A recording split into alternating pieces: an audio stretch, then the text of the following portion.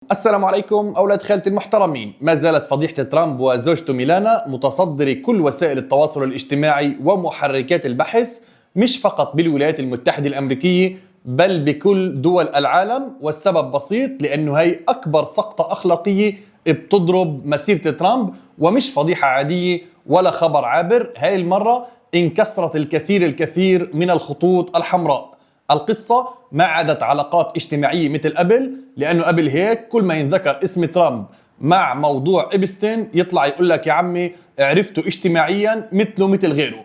لكن بهاي المرة وبهاي الدفعة الجديدة من الوثائق اللي تقدر تقريبا ب3 مليون وثيقة، الصدمة كانت واضحة. ليش؟ لأنه في عندك وثائق رسمية، سجلات طيران، محاضر FBI، مراسلات بريد إلكتروني. يعني ما عاد حكي صحافي ولا إشاعات مغرضة، صار الموضوع موجود جوا ملفات الدولة الأمريكية نفسها. ثانيا، وهون أخطر فرق بهاي القضية، وهو دخول ميلانا على قلب هذا المستنقع العفن، وطلعت إيميلات مباشرة، أسلوب حميمي مريب، ألقاب تدليل فاضحة، تخطيط لقاءات مشبوهة، وعندك تواصل شخصي. وهون الدنيا انقلبت رأسا على عقب. ومش بس هيك عزيزي المشاهد، البيت الأبيض نفسه صار غرقان جوا شبكة إبستين الموبوءة داخل السردية العامة.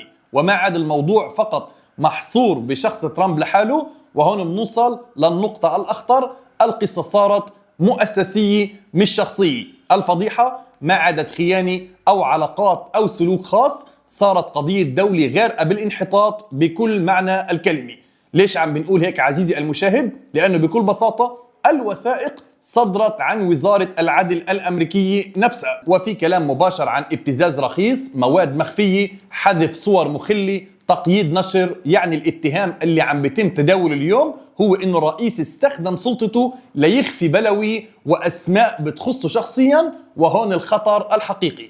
واذا كنت عم تسأل ليش الدنيا مقلوبة داخل الولايات المتحدة الأمريكية ووسائل التواصل الاجتماعي قايمة قاعدة، فرح أقول لك لأنه القصة لمست 3 مخاوف أمريكية وجودية مرعبة. أولها الخوف من رئيس ممسوك وقابل للابتزاز. وبالوعي الأمريكي هذا أسوأ سيناريو ممكن يحصل، إنه يكون في عندك رئيس عنده أسرار وفضائح وصور وفيديوهات بإيدين ناس سفلي. لأنه بهاي الحالة عزيزي المشاهد أي قرار ممكن ما يكون أصلا قرار دولي بل قرار خوف من الفضيحة. وهون بلشت الأسئلة الكبيرة تطلع. هل قرارات ترامب الخارجية من إيده، يعني القرارات الأمنية، القرارات العسكرية، هل ممكن تكون متأثرة بابتزاز دنيء، خاصة إذا ربطناها مع الكلام اللي عم بيحكي إنه إبستين أصلا كان عميل لموساد الكيان؟ Do you think Jeffrey Epstein was a spy? I believe very strongly he was a spy, yes. And who do you think he was working for? The Israelis.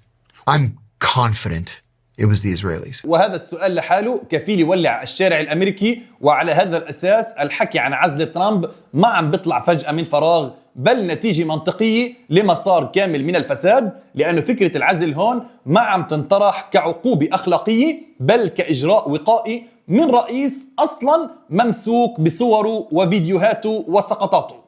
بمعنى آخر، هل الآن أصبح آمن إنه يكون في عنا رئيس مذكور بكل هذا الكم الهائل من الملفات المخجلة والمعيبة والمخزية؟ يعني الرئيس اللي ماسك أخطر مفاتيح القرار بهذا العالم، هل من الآمن إنه يكون مطلع على أسرار استخباراتية عليا؟ بينما في احتمال حتى لو نظري إنه يكون مهدد بنشر فيديوهاته المخلة بالآداب.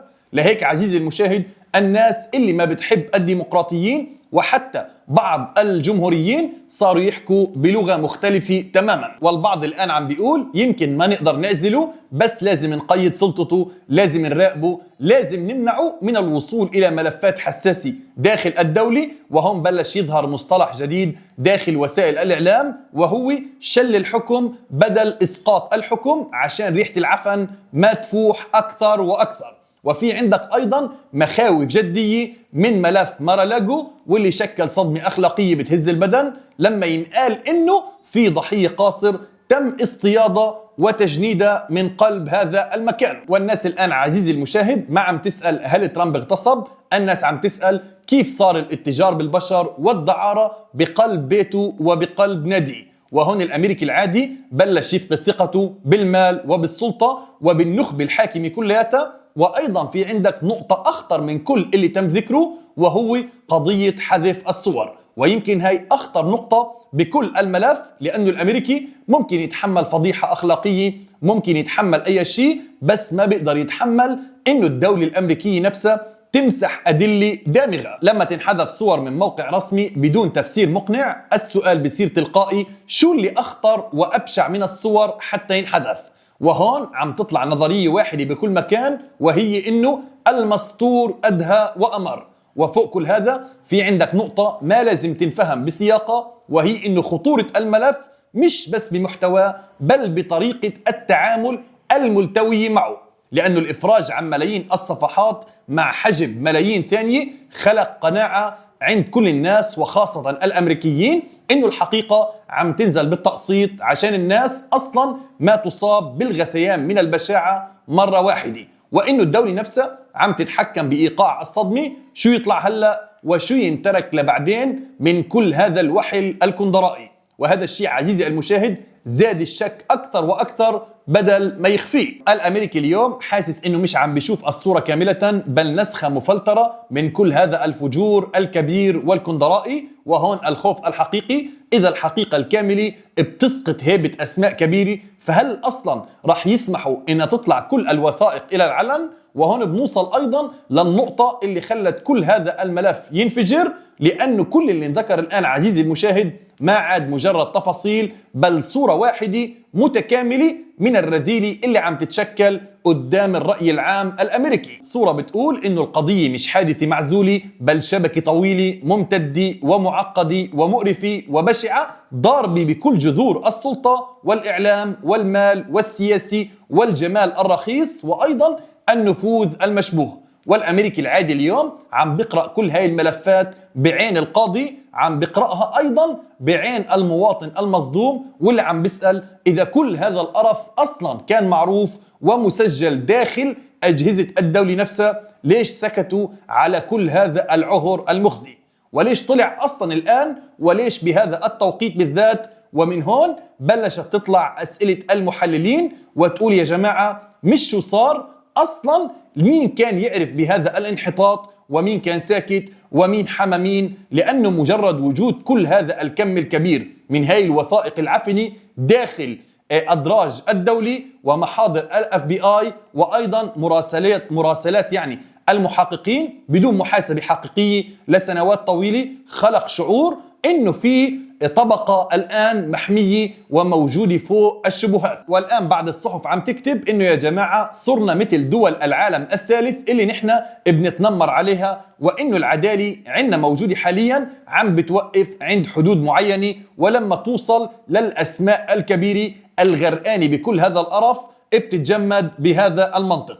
الغضب الشعبي اليوم عزيزي المشاهد مش فقط موجه ضد ترامب أو زوجته، الغضب موجه للنظام كلياته. لفكرة انه في ناس انسجنوا، وايضا في عندك ناس انتحروا، وناس تدمرت حياتهم من وراء هاي الشبكة، بينما الكبار ضلوا محميين وملفاتهم محفوظة وصورهم المنحطة اصلا انحذفت. وكمان في عندك نقطة اساسية انحكت اقل من اللازم، وهي انه وجود كل هذا الكم الكبير من هاي الاسماء عبارة عن رؤساء سابقين، امراء، مليارديرات، رجال اعمال وشخصيات كلها موجودة بنفس هذا الملف المشبوه الكندرائي، ما خفف الضغط أصلا عن ترامب، بالعكس زادوا. ليش عزيزي المشاهد؟ لأنه الناس قالت إذا كل هذول الملعونين الكندرائيين المذكورين بهذا الملف المشبوه بس الوحيد اللي ماسك السلطة اليوم هو ترامب، فالمساءلة السياسية راح تتركز عليه وعلى بلاويه تلقائيا.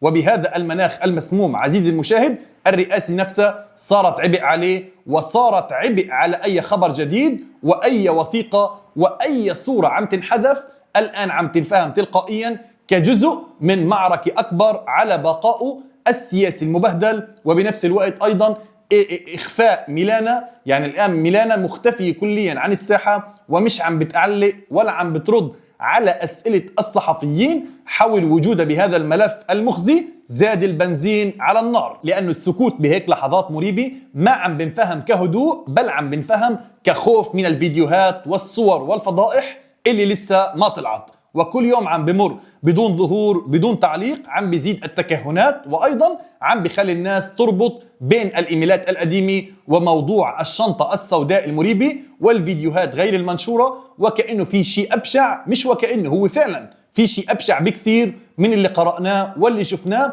بعده ما طلع. ومن هون كل الضجيج الإعلامي وكل الهوس بموضوع عزل ترامب، لأنه الأمريكي حاسس إنه إذا هذا الملف مر مرور الكرام من دون أي محاسبة، فبالتالي نحن صرنا دولة شوربة ومثلنا مثل كل الدول اللي عم نتنمر عليها وعم بنطالبها بالعدالة والحرية وحقوق الإنسان، ومن هذا الكلام الكندرائي. وبهذا المشهد كله ترامب ما عاد واقف بموقع الرئيس اللي عم بدافع عن نفسه، بل بموقع المتهم الغرقان لدينيه واللي عم بحاول يدافع عن نفسه وعم بحاول يسبق الضربة، لكن كل يوم عم بيقربوا من سؤال أخطر، وهو هل الرئاسة صارت غطاء لكل فضائحه ورذائله؟ وهل وجوده أصلا بالبيت الأبيض عم بيحميه ولا عم بيسرع سقوطه بهذا المستنقع العفن؟ فيك تقول عزيزي المشاهد، ترامب اليوم محاصر من كل الجهات، من سلطته، من شرعيته، من صورته الملوثة، وكل يوم عم بيحاول يتصرف فيه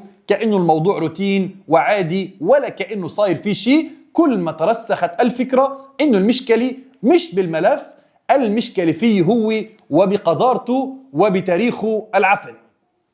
بس هيك، والسلام عليكم ورحمة الله تعالى وبركاته.